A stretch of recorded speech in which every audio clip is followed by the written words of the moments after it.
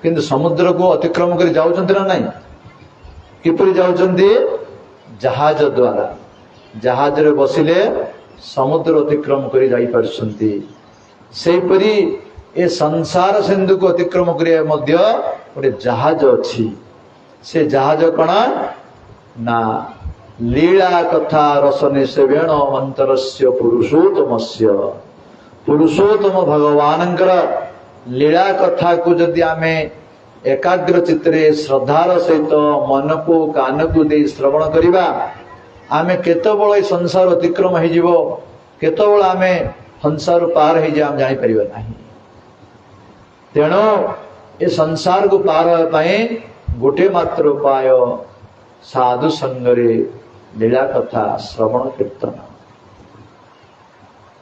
आमर सहित में चैतन्य महाप्रभु कहले साधु संगे हरि कथा ए मात्र चाई साधु संगे हरि कथा ए मात्र चाई संसार जिनेते और कौन वस्तु नाए संसार जिनेते और कौन वस्तु नाई संसार जिनित और कौन वस्तु ने संसार को जय करिया कौन सी वस्तु नहीं गोटे मात्र उपाय साधु संगरे कृष्ण कथा श्रवण कीर्तन जदि आमर चित्त एथिरे प्रविष्ट हो तुम बुझी पारबनी केतल दिन हम केतल राति जानी पार ना आम चित्त प्रवेश करना से भितर से आम भोक हो शोष हो केतल घर जा शोक इच्छा हो किंतु चित्त जो आविष्ट हो भगवान कथार तुम कि जापर ना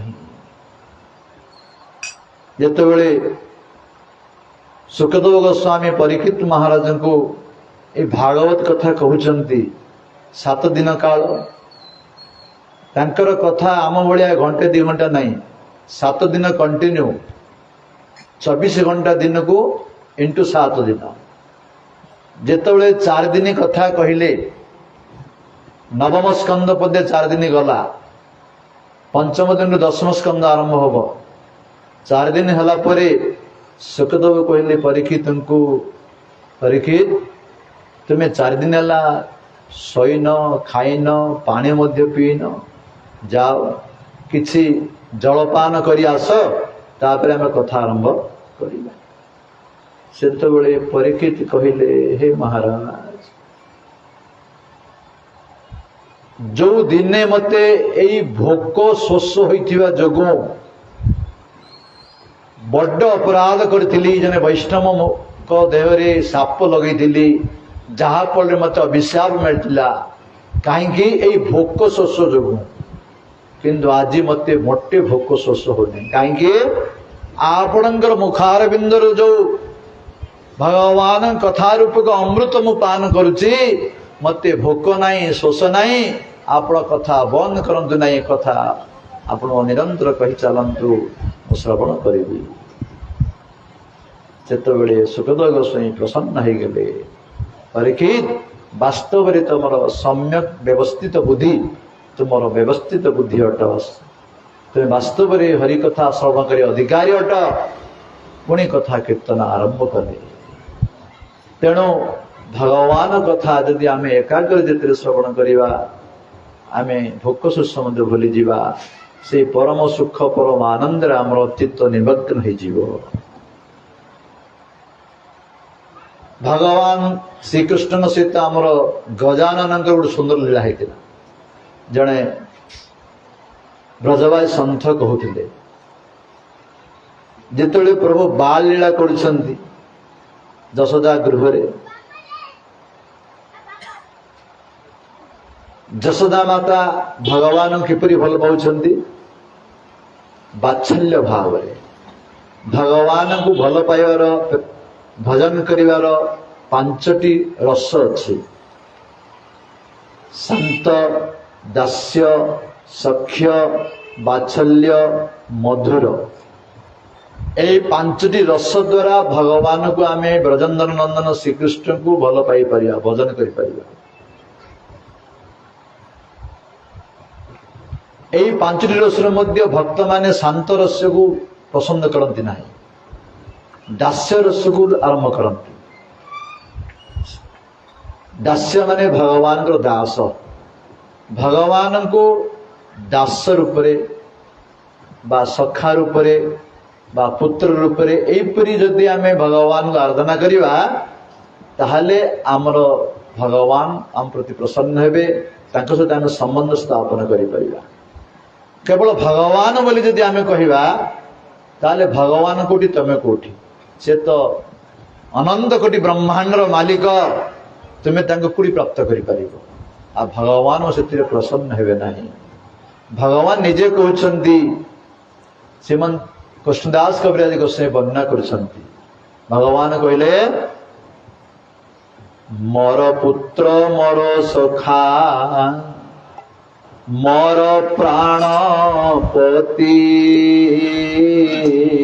ମୋର ମୋର ସଖା ମୋର ପ୍ରାଣପତି, এই ভাবে যেই মরে করে দৃঢ় ভক্তি, ভাবে মরে দিনে করে দৃঢ় ভক্তি, আপনাকে বড় মানে আমার সমহীন, আপনাকে বড় মানে আমার সমহীন, সেই ভাবে মুই তার হই অধীন, ভাবে মই তার অধীন। ভগবান কইলে ମୋର ପୁତ୍ର ମୋର ସଖା ମୋର ପ୍ରାଣପତି, ଯିଏ ମତେ ପୁତ୍ର ରୂପରେ ହଉ ସଖା ରୂପରେ ହଉ ନହେଲେ ପତି ରୂପରେ ହଉ, ଯଦି ଏହିପରି ଭାବରେ ଯୋଉମାନେ ଭଜନ କରୁଛନ୍ତି ସେବା କରୁଛନ୍ତି ମୁଁ ତାଙ୍କ ଉପରେ ପ୍ରସନ୍ନ ହେଇଯାଏ, ତାଙ୍କର ମୁଁ ଅଧୀନ ହେଇଯାଏ। ସମ୍ବନ୍ଧ ନଥିଲେ କିପରି ଭଜନ କରିବ? ଭଗବାନ ମୋର ପୁଅ, କୃଷ୍ଣ ମୋର ପୁଅ, କୃଷ୍ଣ ମୋର ସଖା, କୃଷ୍ଣ ମୋର ଭାଇ, କୃଷ୍ଣ ମୋର ପତି, ଏ ସମ୍ବନ୍ଧ ଜ୍ଞାନ ହେଲେ ତ ଭଗବାନଙ୍କୁ ଭଜନ କରିବ, ତ ପ୍ରୀତି ହବ। ପ୍ରୀତି କିପରି ହବ? ଯେପରି ବର୍ତ୍ତମାନ ଆପଣମାନେ ଶ୍ରବଣ କରିବେ ଯେ ଗଣିଆନାଳରେ ଗୋଟେ ବସ୍ ଆକ୍ସିଡେଣ୍ଟ ହେଇଗଲା, ତାର 50 ଲୋକ ମରିଗଲେ କଣ ହେଲା? ଯେତେବେଳେ ଶୁଣିବେ ସେ 50 ଲୋକ ଭିତରେ ତୋର ପୁଅ ଅଛି ରେ, ତାର ଭାଇ ଅଛି, ଶୁଣିଲେ କଣ ହବ? ତମର ହୃଦୟ ବ୍ୟାକୁଳ ହବ, କ୍ରନ୍ଦନ ଆସିବ। କାହିଁକି? ତମର ସମ୍ବନ୍ଧ ଜ୍ଞାନ ଆସିଗଲା, ମୋର ପୁଅ କି ମୋର ଭାଇ ବୋଲି। ସମ୍ବନ୍ଧ ନଥିବା ଯୋଗୁଁ ମରିଗଲେ କଣ ହେଲା କହୁଥିଲେ? ସମ୍ବନ୍ଧ ଆସିଲେ ହୃଦୟରେ ଭାବ ଆସିବ, ପ୍ରେମ ଆସିବ। ସେଇପରି ଭଗବାନ ପ୍ରତି ଆମର ସମ୍ବନ୍ଧ ଜ୍ଞାନ ହବାର ଅଛି। ଭଗବାନ ମୋର ପୁଅ, ଯାହାକୁ ଯାହା ଯୋଉ ଇଚ୍ଛାରେ ଯାହାକୁ ଯାହା ପସନ୍ଦ, ମୋର ପୁଅ ନହେଲେ ଭାଇ, ମୋର ସଖା ନହେଲେ ମୋର ପତି, ଏଇ ସମ୍ବନ୍ଧ ଜ୍ଞାନ ରହିଲେ ହିଁ ତାଙ୍କ ପ୍ରତି ଆମର ପ୍ରୀତି ରହିବ। ଯଦି ଆମର ଗୋଟେ ପୁଅ ଅଛି, ପୁତ୍ର ହବାର ତମ ଇଚ୍ଛା, ଦିଟା ପୁଅ ମନେ କରିବ, ମୋର ଗୋଟେ ପୁଅ, କୃଷ୍ଣ ମାନେ ମୋର ଗୋଟେ ପୁଅ। ଯାହାର ଭାଇ ଇଚ୍ଛା ଅଛି, ମୋର ଗୋଟେ ଭାଇ ଅଛି, ଆଉ ଦିଟା ଭାଇ ମନେ କରିବ। ଯାହାର ଯୋଉ ଭାବ ଅଛି ସେଇ ସମ୍ବନ୍ଧ ଜ୍ଞାନରେ ଭଗବାନଙ୍କୁ ଭଜନ କରିବାକୁ ପଡିବ, କଲେ ହିଁ ଭଗବାନ ପ୍ରସନ୍ନ ହେବେ, ଆଉ ଭଗବାନ ସହିତ ତମର ପ୍ରୀତି ରହିବ। ଯଶୋଦା ମାତା ପୁତ୍ର ରୂପରେ ଶ୍ରୀକୃଷ୍ଣଙ୍କୁ ଭଜନ କରୁଥିଲେ। ଶ୍ରୀକୃଷ୍ଣଙ୍କ ଚରିତ୍ରରେ 3 ଜଣ ମାତା ଅଛନ୍ତି ଯିଏ ବାତ୍ସଲ୍ୟ ଭାବରେ କୃଷ୍ଣଙ୍କୁ ଭଜନ କରୁଛନ୍ତି। ଜଣ ହେଉଛନ୍ତି ଦେବକୀ ମାତା, ଯଶୋଦା ମାତା, କୁନ୍ତୀ ମାତା। ଏମାନେ ବାତ୍ସଲ୍ୟ ଭାବରେ ଭଗବାନଙ୍କୁ ଭଲ ପାଉଥିଲେ, କିନ୍ତୁ ବାତ୍ସଲ୍ୟର ସିଦ୍ଧି ଅବସ୍ଥା ପ୍ରାପ୍ତ ହେଇଥିଲେ ଯଶୋଦା ମାତା। ଦେବକୀ ମାତା, କୁନ୍ତୀ ମାତା ବାତ୍ସଲ୍ୟ ଭାବରେ ଭଲ ପାଉଥିଲେ ମଧ୍ୟ ଐଶ୍ୱର୍ଯ୍ୟ ମିଶ୍ରିତ ଥିଲା। କାହିଁକି? ସେମାନେ ଭଗବାନ ବୋଲି ଜାଣିଥିଲେ। ଭଗବାନ ବୋଲି ଜାଣିକିରି ସେମାନେ ପୁତ୍ରକୁ ଭଲ ପାଉଥିଲେ, କିନ୍ତୁ ଯଶୋଦା ମାତା କେବେ କୃଷ୍ଣଙ୍କୁ ଭଗବାନ ବୋଲି ଭାବି ନାହାନ୍ତି, ମୋର ପୁତ୍ର ବୋଲି ଭାବିଛନ୍ତି। ପୁତ୍ର ଭାବରେ ହିଁ ଭଗବାନଙ୍କୁ ସେ ଆଦର କରୁଛନ୍ତି। ପ୍ରଭୁ ମଧ୍ୟ ତାଙ୍କର ଏଇ ଭାବରେ ପ୍ରସନ୍ନ ହୁଅନ୍ତି। ପ୍ରଭୁ ଯେତେବେଳେ ନଟଖଟ ଲୀଳା କରୁଛନ୍ତି, ଯେପରି ବର୍ତ୍ତମାନ ଜୟରାମ ପ୍ରଭୁ ଆପଣ ମାନଙ୍କୁ କହୁଥିଲେ, ପ୍ରଭୁଙ୍କର ନଟଖଟ ଲୀଳା ଅନେକ ସୁନ୍ଦର ସୁନ୍ଦର ଲୀଳା ହେଇଛି। ସେତେବେଳେ ଥରେ ଯଶୋଦା ମାତା ସାଣ୍ଡିଲ୍ୟ ମୁନି ନିକଟକୁ ଗଲେ। ତାଙ୍କର ଗୁରୁଦେବ ସାଣ୍ଡିଲ୍ୟ ମୁନି କହିଲେ, ହେ ଗୁରୁଦେବ, ମୋର ପୁଅର କିଛି ବୁଦ୍ଧି ନାହିଁ, ମୋ ପୁଅର ବୁଦ୍ଧି କିପରି ହବ କୁହନ୍ତୁ। ସାଣ୍ଡିଲ୍ୟ ମୁନି କହିଲେ, ଠିକ ଅଛି, ବୁଦ୍ଧିଦାତା ହଉଛି ଗଣେଶ, ତୁମେ ଗଣେଶଙ୍କୁ ଆରାଧନା କର। କିପରି ଆରାଧନା କରିବୁ ନା, ଗଣେଶଙ୍କୁ 1000 ଲଡୁ ଭୋଗ ଦିଅ। ଗଣେଶଙ୍କର ଲଡୁ ପ୍ରିୟ। ଆପଣଙ୍କର ଗଣେଶଙ୍କ ହାତରେ ସାପ ଧରି ଦେଇଛନ୍ତି। ଗଣେଶ ସାପ ଧରନ୍ତିନି କେବେ, ଗଣେଶ ଲଡୁ ଧରନ୍ତି। ଗଣେଶ ହାତରେ ସବୁ ଲଡୁ ରହିବ। ଲଡୁ ସବୁ ପ୍ରାୟ ଅନେକ ବିଗ୍ରହ ଧରନ୍ତି। ଲଡୁ ବେଶୀ ଆନନ୍ଦ ପ୍ରଭୁଙ୍କର, ଗଜାନନଙ୍କର। ଲଡୁ 1001 ଲଡୁ ଭୋଗ ଦିଅ, ଆଉ ସେଥିରେ ଗଜାନନ ପ୍ରସନ୍ନ ହେବେ, ଆଉ ତୁମର ପୁଅ ବୁଦ୍ଧି ଆସିବ। ଯଶୋଦା ମାତା କହିଲେ, ଠିକ ଅଛି, ସେ ତ ଭଗବାନଙ୍କ ପୁତ୍ର ବୋଲି ଭାବୁଛନ୍ତି, ତେଣୁ ଥରେ ଏହିପରି ଗଜାନନଙ୍କ ବିଗ୍ରହ ନିକଟରେ ସମସ୍ତ କୃଷ୍ଣ ବଳରାମ ସଖା ମାନେ ବସିଛନ୍ତି ଏବଂ 1000 ଗୋଟେ ବଡ଼ ଚଢୁଆରେ 1001 ଲଡୁ ରଖିଲେ, ପୁରା ସାଇଜ କରି ଗୁଜା କରି ପର୍ବତ ଭଳିଆ ଗୁଜା କରି ରଖିଲେ। ଗଣେଶଙ୍କୁ ଅର୍ପଣ କଲେ। ଯଶୋଦା ମାତା ଆଖି ମୁଜିକିରି ଗଣେଶକୁ ଧ୍ୟାନ କରୁଛନ୍ତି, ହେ ଗଜାନନ, ହେ ଗଣେଶ ଦେବତା, ଆପଣ ଲଡୁ ଗ୍ରହଣ କରନ୍ତୁ, ମୋର ପୁଅର ବୁଦ୍ଧିକୁ ଶୁଦ୍ଧ କରିଦିଅନ୍ତୁ, ବୁଦ୍ଧି ଦିଅନ୍ତୁ ମୋ ପୁଅକୁ। ଯେତେବେଳେ ଯଶୋଦା ମାତା ଏହିପରି ଆଖି ମୁଜିକିରି ଗଣେଶଙ୍କୁ ଚିନ୍ତା କରୁଛନ୍ତି, ପ୍ରଭୁ ନଟଖଟ ଲୀଳା ଆରମ୍ଭ କରିଦେଲେ। କୃଷ୍ଣ ସଖା ମାନଙ୍କୁ କହିଲେ, ଠାରି ଠାରି, ମା ତ ଅଛନ୍ତି ଶୁଣିଦେବେ, ଠାରିକିରି କହିଲେ, ଦେଖ ସୁଦାମା, ସୁବଳ, ବଢିଆ ସୁନ୍ଦର ଲଡୁ ହେଇଛି, ଆଣ ଗୋଟେ ଗୋଟେ ଖାଇବା। ମା ତ ଆଖି ବୁଝିକି ଅଛନ୍ତି, ଖାଇବା, ଆଣ ଗୋଟେ ଗୋଟେ। ବଡ ଭାଇ କହିଲେ ବଳରାମଙ୍କୁ, ସମସ୍ତେ କହିଲେ ନା ନା ତମେ ଆଣ, ମା ଆମକୁ ଗାଳି କରିବେ। ପ୍ରଭୁ କୃଷ୍ଣ କଣ କଲେ, ସେ ଲଡୁ ଗୋଟେ ଗୋଟେ ଆଣି ସବୁ ସଖା ମାନଙ୍କୁ ଗୋଟେ ଗୋଟେ ଦେଲେ, ଆଉ ସିଏ ମଧ୍ୟ ଖାଇଲେ। ଆଖି ମୁଜିକି ଯଶୋଦା ମାତା ଅଛନ୍ତି। ଯଶୋଦା ମାତା ଆଖି ଖୋଲିଲା ବେଳକୁ ତାର ଲଡୁ ଅଧେ ସରିଯାଇଛି। ଗୁଞ୍ଜା ହେଇଥିଲା ତାର ଅଧେ ସରିଯାଇଛି। ପଚାରିଲେ, କୁଆଡେ ଗଲା ଲଡୁ ସବୁ? ବୁଝିପାରିଲେ ଯଶୋଦା ମାତା, ମୋର କାନାର ଲୀଳା ହେଇଥିବ ଏସବୁ କିଛି। ଏଇ କାନା, ଲଡୁ କୁଆଡେ ଗଲା? ସେତେବେଳେ ପ୍ରଭୁ କହିଲେ, ମା ଆମେ ଜାଣିନୁ କି କୁଆଡେ ଗଲା। ନାଇଁ ନାଇଁ, ତୁ ନିଶ୍ଚୟ ଏଥିରେ ଆଣୁଥିବୁ, କୁଆଡେ ଗଲା ଲଡୁ? ବୁଝିଲୁ ମା, ତୁମେ ଯାହାକୁ ପୂଜା କରୁନ ଆଖି ମୁଜିକିରି, ସେ ଗଣେଶ ହିଁ ଲଡୁ ଖାଇଛି। ଦେଖୁନ କେଡେ ପେଟ ଭରିଛି ତାର। ସେଟା ଯଶୋଦା ମାତା କହିଲେ, ତବୁ ସବୁ ନଟଖଟ ଲୀଳା ତୋର। ଯଶୋଦା ମାତା ଗୋଟେ ବାଡ଼ି ଧରିକିରି କୃଷ୍ଣଙ୍କୁ ଯେତେବେଳେ ପ୍ରହାର କରିବାକୁ ଯାଉଛନ୍ତି, ଗଜାନନ ସେଠି ଆବିର୍ଭାବ ହେଇଗଲେ, ବାଡ଼ି ଧରିଦେଲେ। ଯଶୋଦା ମାୟା, ମୁଁ ହିଁ ଲଡୁ ଖାଇଛି। କାହିଁକି କହିଲେ କଥା? ଗଣେଶ ତ ଲଡୁ ଖାଇନାହାନ୍ତି, କୃଷ୍ଣ ଖାଇଛନ୍ତି। ଗଣେଶ କହିଲେ, ମୁଁ ଖାଇଛି ବୋଲି। କାହିଁକି? ଭଗବାନ ଖାଇଲେ ସମସ୍ତଙ୍କର ପେଟ ପୁରିଯାଏ। ଅହಂ ତୁଷ୍ଟି ଜଗତ୍ ତୁଷ୍ଟି, ଯଥା ତରୁର୍ ମୂଳ ନିଷେଚନ ତୃପ୍ୟନ୍ତି ତସ୍କନ୍ଦ ଭୁଜୋପଶାଖା। ଗଛର ମୂଳରେ ପାଣି ପକେଇଲେ ଯେପରି ପତ୍ର ଶାଖା ପ୍ରଶାଖାକୁ ଚାଲିଯାଏ, ସେହିପରି ଭଗବାନଙ୍କୁ ସନ୍ତୁଷ୍ଟ କଲେ, ଭଗବାନଙ୍କୁ ପ୍ରସାଦ ଦେଲେ, सबु देवी देवता समस्ते प्रसाद पाई जाती अलग अलग दबा आवश्यक नहीं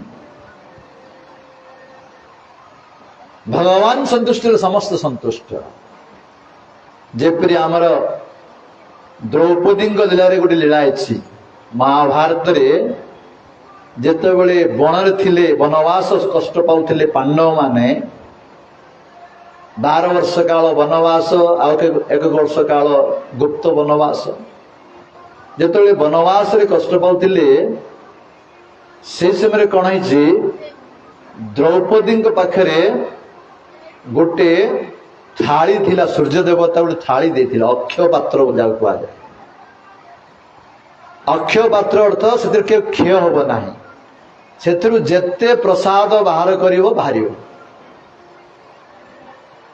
किंतु सूर्य देवता गोटे कथा कहते द्रौपदी तुम्हें न खाइला पर्यंत तुम्हें जिते पर्यंत खाइन लक्षे लोक आसिले मत से प्रसाद बाहर खाइ कि तुम्हें खाई गला आ प्रसाद बाहर ना जिते बड़े एक कथा कहले ठीक अच्छी दुर्योधन एक कथा जानी जे द्रौपदी खाइला परे आ प्रसाद बाहर ना से दुर्योधन गृह को थरे दुर्वासा से आसी 10,000 पांडव मुझे आप सेवा कली आप कृपा करी मोर भाई माने बणरे अच्छा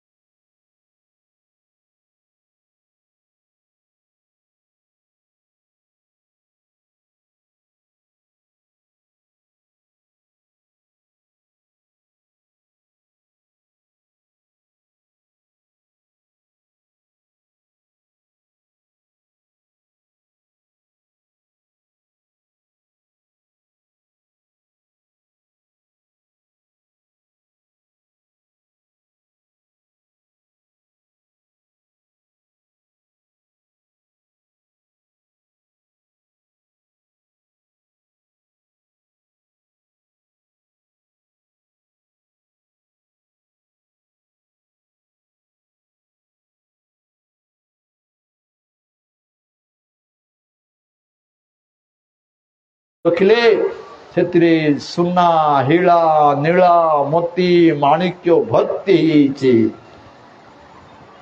ସେଇ ମାତା ଭାବିଲେ କୃଷ୍ଣ ମତେ ଠକିଦେଲେ, ଏଇ ସଂସାର ସମ୍ପତ୍ତି ଦେଇ ତାଙ୍କୁ ମତେ ଭୁଲି ଦେବାକୁ ଏ ଚେଷ୍ଟା କଲେ। ନା ନା, ଏ ସମ୍ପତ୍ତି ମତେ ଲୁଡ଼ା ନାହିଁ, ମତେ କୁଷ୍ଠ ସମ୍ପତ୍ତି ଲୁଡ଼ା। ଏପରି ଚିନ୍ତା କରି ସବୁ ଯମୁନାରେ ସେ ପକେଇଦେଲେ। ଆସି ସେଇ ନନ୍ଦ ଗୃହ ନିକଟରେ କୃଷ୍ଣ କୃଷ୍ଣ କୀର୍ତ୍ତନ କରିବାକୁ ଲାଗିଲେ, କ୍ରନ୍ଦନ କରିପାରିଲେ। ଏଇ ଯୋଉ ଫଳ ବିକ୍ରଣୀ ଇଏ ବାସ୍ତବରେ କିଏ ଥିଲେ ଜାଣିଛନ୍ତି? ଯେତେବେଳେ ଶ୍ରୀରାମଙ୍କ ଚରିତ୍ରରେ ଶୃଙ୍ଗେବରପୁର ନିଷାଦ ରାଜ ଗୁହୁକ ଶ୍ରୀରାମଙ୍କର ସଖା, ଶ୍ରୀରାମଚନ୍ଦ୍ର ବଣକୁ ଯାଉଛନ୍ତି। ଏଇ ଶୃଙ୍ଗେବରପୁରରେ ପହଞ୍ଚିଲେ ଯେ ନିଷାଦ ରାଜ ମାନେ ଛୋଟ ଜାତି, ବଣୁଆ ଜାତି, ଯିଏ ନିଷାଦ ରାଜ ଗୁହୁକ ମିଶିଲେ। ନିଷାଦ ରାଜ ଗୁହୁକ ଯେତେବେଳେ ନିଜର ପରିଚୟ ଦଉଛନ୍ତି ନିଜର ବନ୍ଧୁବାନ୍ଧବଙ୍କର, ତାଙ୍କର ମାର ପରିଚୟ ଦେଲେ। ହେ ସଖା, ଇଏ ମୋର ମା। ଯେତେବେଳେ ମା କଥା କହିଲେ, ରଘୁନାଥ ଯାଇ ଯେପରି କୌଶଲ୍ୟା ମାତାଙ୍କୁ ସମ୍ମାନ ଦିଅନ୍ତି, ଆଦର କରନ୍ତି, ସେହିପରି ନିଷାଦରାଜ ଗୁହୁକଙ୍କର ମାଙ୍କୁ ଯାଇ ପାଦ ପଦ୍ମରେ ପ୍ରଣାମ କଲେ, ଆଦର କଲେ। ସେ ନିଷାଦରାଜ ଗୁହୁକଙ୍କ ମା ମନ ଭିତରେ ଗୋଟେ ଭାବ ଆସିଲା, ଆହା, ଭଗବାନ ରଘୁନାଥଙ୍କ ବୟସ 16 ବର୍ଷ ସେତେବେଳେ ହେଇଗଲାଣି। ଯଦି ଛୋଟ ପିଲା ହେଇଥାନ୍ତେ, ମୋ ପାଖରେ ଗୋଡ଼ ଉପରେ ବସେଇଥାନ୍ତି, ଆଦର କରିଥାନ୍ତି ବୋଲି ମନରେ ଭାବ ଆସିଥିଲା। ରଘୁନାଥ ଆଶୀର୍ବାଦ ଦେଇଥିଲେ, ହେ ମା, ତୁମର ଇଚ୍ଛା ମୁଁ କୃଷ୍ଣବତରେ ପୂର୍ଣ୍ଣ କରିବି। ତେଣୁ ସେ ନିଷାଦରାଜ ଗୁହୁକ ହିଁ, ଏ ଗୁହୁକଙ୍କର ମା ହିଁ କୃଷ୍ଣବତାରରେ এই ଫଳ ବିକ୍ରଣୀ ମାତା ରୂପରେ ଆସିଥିଲେ। ସେ এই ପ୍ରଭୁଙ୍କର କୃପା ପାଇଥିଲେ ଏବଂ ପ୍ରେମ ସମ୍ପତ୍ତି ପ୍ରାପ୍ତ ହେଇଥିଲେ। ତେଣୁ ଏଇ ଯୋଉ ପ୍ରେମ ସମ୍ପତ୍ତି ପାଇଲେ, ତାକୁ ସୁନା ରୁଳା ହୀଳା ମୋତି ମାଣିକ ମଧ୍ୟ କିଛି ତା ପାଖରେ ଅଧିକ ହେଲାନି, ସବୁ ଯମୁନାରେ ପକେଇଦେଲେ। ସେଇ ପ୍ରେମ ସମ୍ପତ୍ତି ହଉଛି ଆମର ପ୍ରୟୋଜନ ବସ୍ତୁ। ସେଇ ପ୍ରେମ ଧନ ଆମକୁ କେବେ ମିଳିବ? କେବେ ଗୁରୁଦେବ କୃପା କରିବେ, କେବେ ରାଧାଣୀ କୃପା କରିବେ, କେବେ ଗୋବିନ୍ଦ କୃପା କରିବେ। ସେଇ ପ୍ରେମ ସମ୍ପତ୍ତି ପ୍ରାପ୍ତ ହେଲେ ଏ ସଂସାର ଆମକୁ ତୁଚ୍ଛ ଲାଗିବ, ହୀନ ଲାଗିବ। এই যে বর্তমান ଆମ ସଂସାର ସର୍ବଶ୍ରେଷ୍ଠ ମନ ହଉଛି, ଏ ଧନ ସମ୍ପତ୍ତି ଐଶ୍ୱର୍ଯ୍ୟ ସର୍ବଶ୍ରେଷ୍ଠ ମନ କରୁଛେ, ଯାହା ପାଇଁ ଆମେ ଦିନ ରାତି ପରିଶ୍ରମ କରୁଛେ, ଯାହାକି ଆମ ମୃତ୍ୟୁ ପରେ ଆମ ସାଥିରେ କିଛି ହେଲେ ଯିବ ନାହିଁ। କିନ୍ତୁ ଯୋଉ ପ୍ରେମ ସମ୍ପତ୍ତି ପ୍ରାପ୍ତ ହେଲେ ଆମେ ବଞ୍ଚିଥିବା ସମୟରେ ସୁଖରେ ରହିବା, ମୃତ୍ୟୁ ସମୟରେ ଆମ ସହିତ ଯିବ, ଆମକୁ ସେ ଗୋଲୋକ ବୃନ୍ଦାବନ ନେଇପାରିବ। ତେଣୁ ଆମେ ସେଇ ପ୍ରେମ ସମ୍ପତ୍ତି କିପରି ପ୍ରାପ୍ତ ହବା? ଆମେ ଗଜାନନଙ୍କୁ, ପରମ ବୈଷ୍ଣବ ହେଉଛନ୍ତି ଗଜାନନ, ସେ ଆମକୁ କୃପା କରନ୍ତୁ, ଗୁରୁଦେବ କୃପା କରନ୍ତୁ, ବୃଷଭାନନ୍ଦୀ ରାଧାରାଣୀ କୃପା କରନ୍ତୁ। ଆମ ହୃଦୟରେ ସେପରି ପ୍ରେମ ସମ୍ପତ୍ତି ପ୍ରାପ୍ତ ହବା, ଆମର ମଣିଷ ଜୀବନକୁ ସାର୍ଥକ କରିବା। ବର୍ତ୍ତମାନ ସମୟ ହେଇଗଲାନି, ସବୁ ଆଦେଶ ମିଳିଗଲାନି। ତେଣୁ ଆମେ କିଛି 5 ମିନିଟ କୀର୍ତ୍ତନ କରି, ବୋଲନ୍ତୁ, 5 ମିନିଟ କୀର୍ତ୍ତନ କରି ଆମର କଥାକୁ ଏଠି ବିଶ୍ରାମ କରିବା। ବାଞ୍ଛା କଲ୍ପତରୁଭ୍ୟଶ୍ଚ କୃପା ସିନ୍ଧୁଭ୍ୟଶ୍ଚ ପତିତାନାଂ ପାବନେଭ୍ୟୋ ବୈଷ୍ଣବେଭ୍ୟୋ ନମଃ। बोलो श्री विश्वानंद